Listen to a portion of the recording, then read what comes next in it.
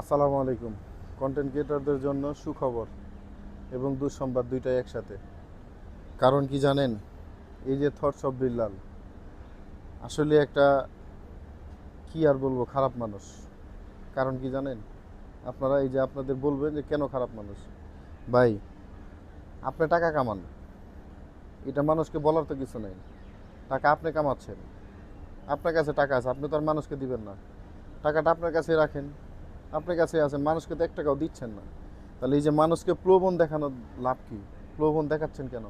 মানুষকে প্রলোভন দেখিয়ে এই যে মানুষের জীবন আপনি বিভ্রান্ত করতেছেন কেন?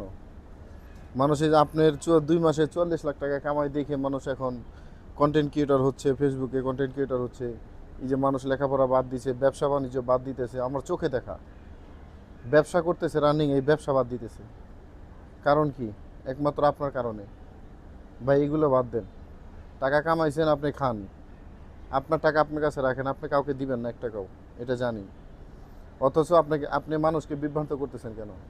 বিভ্রান্ত করার তো কোনো দরকার নেই ভাই। আপনার টাকা আপনার কাছে রাখেন। আপনি মানুষকে বলে বেড়াচ্ছেন, এখানে ওখানে যাচ্ছেন, বলে বেড়াচ্ছেন যে আমি 2 মাসে 44 লাখ টাকা কামাইছি। আপনারাও চেষ্টা করলে পারবেন কেন? ভাই, এতটা সহজ না। আপনি পাইছেন, আপনার কপাল ভালো, ভাগ্য ভালো, আপনি পাইছেন। আপনি মানুষকে প্রলোভন দেখাচ্ছেন কেন?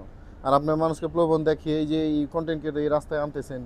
আপনি ফেসবুক ইউজার যে কতগুলো আছে, ফেসবুক ইউজারের থেকে কন্টেন্ট ইউজার এখন বেশি, কন্টেন্ট ক্রিয়েটর বেশি। ভাই, এগুলো বাদ দিয়ে আপনি টাকা কামাইছেন, আপনার কাছে রাখেন, আপনি খরচ করেন। আপনি যে টাকা কামাইছেন আপনি আরও 7 পুরুষ বসে খাবেন, কোনো টাকা ফুরাবেন, আপনি নিজেই বলছেন। তাহলে দরকার কি? মানুষকে প্রলোভন দিচ্ছেন কেন? মানুষকে প্রলোভন দেখাচ্ছেন কেন? প্রলোভন দেখানোর তো কোনো কিছু নাই।